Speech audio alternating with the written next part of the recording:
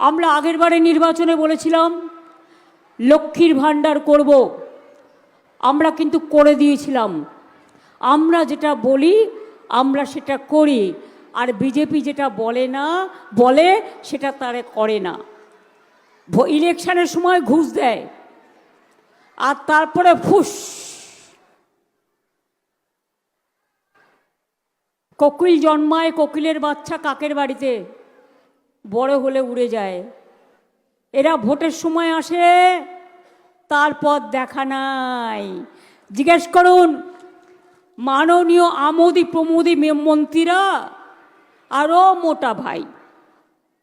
গ্রামগঞ্জে খবর রাখো, কৃষি উৎপাদন বাংলায় কত বেড়েছে খবর রাখো। একবারের জায়গায় 3 বার ফসল ফলে খবর রাখো। আলু চাষিদের জন্য আমরা ক্রপ ইন্স্যুরেন্স করেছি, আলু একটাও নষ্ট হলে সে ক্ষতিপূরণ পাবে, গভর্নমেন্টও কিনে নেয়। চাষি ভাইদের কাছ থেকে আমরা ধান কিনে নিই এবং 54 লক্ষ মেট্রিক টন সেই ধান আমরা রেশনের মাধ্যমে খাদ্যসাথী বিনা পয়সায় রেশন মানুষের কাছে পৌঁছে দিই।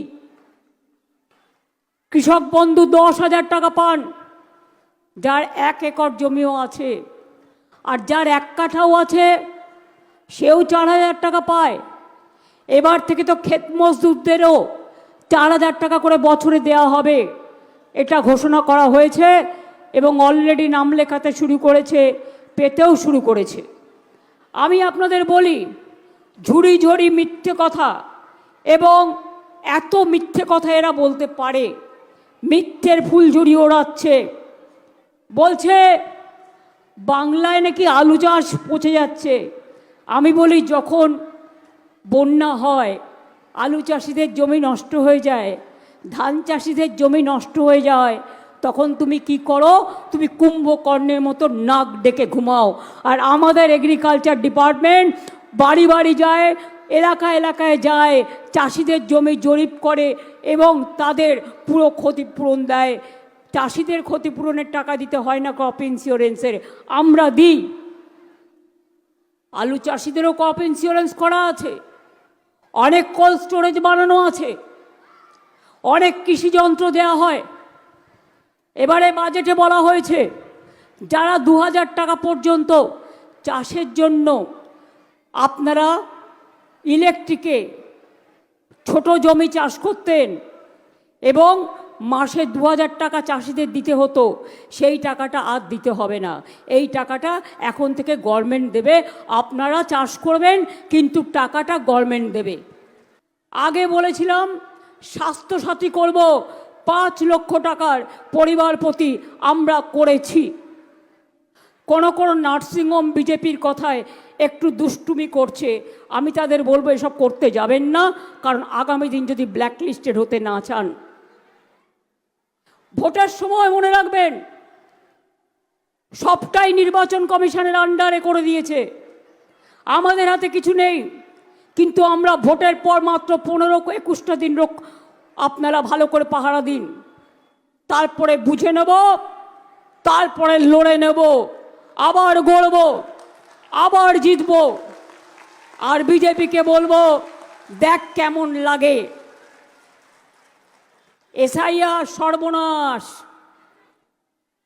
সবচেয়ে বিগ স্ক্যাম। কেন করতে হলো?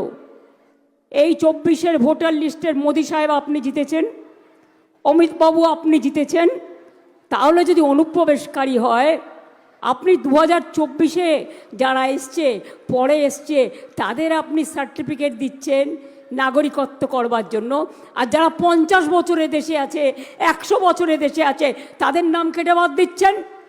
লজ্জা করে না? মনে রাখবেন আবার ডিলিমিটেশনের বিল নিয়ে আসছে 15 তারিখে। মানে কি জানেন? বাংলাটাকে ভাগ করে করে নিজেদের স্বার্থে। ওরা জানে না মানুষ ভাবে এক, হয় আর এক। ধর্মের কল বাতাসে নড়ে। এসব করে গেলেও 26-এ তোমার সরকার উল্টোবে, এটা চন্দ্র সূর্য গ্রহ তারা বলছে, এটা সারা পৃথিবী বলছে, এটা সারা দেশ বলছে। তখন তুমি জেনে রেখো, তুমি যা যা কঠোর আইন করেছো সব বদলে দেবো, বদলা নেব গণতন্ত্রে ভোটের মাধ্যমে। আগের বার বলেছিলাম দুয়ারে সরকার করব, করেছিলাম। এরপরে আপনারা দেখেছেন আমরা 1,500 টাকা করে দিয়েছি লক্ষ্মীর ভাতা, লক্ষ্মীর ভাণ্ডার। আর শিডিউল কাস্ট শিডিউল ট্রাইব পায় 1700 টাকা। তো আপনি একবারে ওদের 8-10 হাজার টাকা নেবেন, না আপনি 5 বছরে 90,000 টাকা ইনকাম করবেন, 1 লক্ষ টাকার বেশি ইনকাম করবেন, আপনার ভাণ্ডারে থাকবে। লক্ষ্য রাখুন, বলে যাচ্ছি, লক্ষ্মীর ভাণ্ডার চিরকাল চলবে, কারো লক্ষ্মীর ভাণ্ডার বন্ধ হবে না। যারা নতুন করে অ্যাপ্লাই করেছে তাদেরও হবে। যুবসাথী চালু করেছি, বলছে ওদের নাকি অনেক টাকা দেবে, এখানে নাকি চাকরি হয় না। আমি বলি তোমার ডিফেন্সে কটা লোক নিয়েছো খালি আছে? তোমার রেলে গ্যাংম্যান নেই, একটা শূন্য পদ ভর্তি করনি। তুমি বলেছিলে বছরে 2 কোটি লোকের চাকরি দেবে, একটা চাকরিও দাওনি। আর বাংলায় 2 কোটি লোকের চাকরি আমরা দিয়েছি, এবং মনে রাখবেন 40% বেকারি কমেছে। এটাই সত্য তথ্য, চ্যালেঞ্জ করে যাচ্ছি।